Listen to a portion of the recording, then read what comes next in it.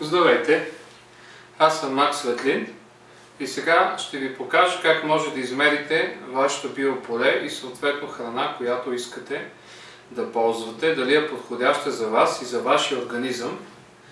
Значи първото нещо, което трябва да направите е да си вземете едно радиестезично махало и един най-обикновен метър.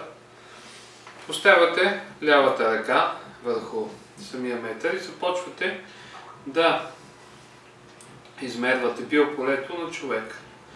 В случая показва, че биополето ми е 100 см при мене, което е едно добро биополе.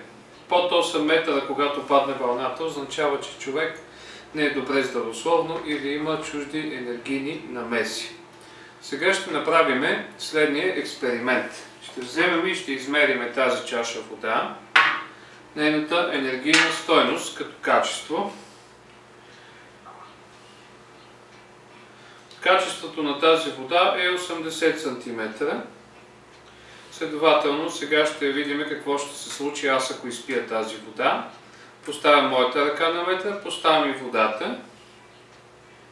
И моето биополе в момента е 80 см. Следователно, след като е 100 см или 10 метра биополето, съответно тази вода е вредна за мен, защото ми снижава енергийната стойност. Тя черпи от моето биополе.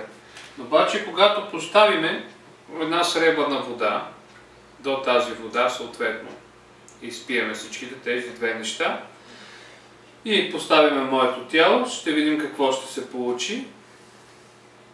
Получава се отново 100 см, т.е. здравната вълна се е повишила с 20 см поради среброто, което е много добро.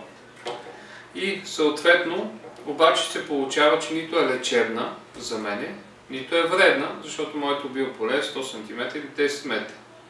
Но ако сложим минерална вода, хубава, защото тази е чушмяна, тогава биополето би скочило на 120 см и би била полезна водата в комбинация с среброто. Това е от мен за сега, като първи урок по радиестезия. Благодаря за вниманието.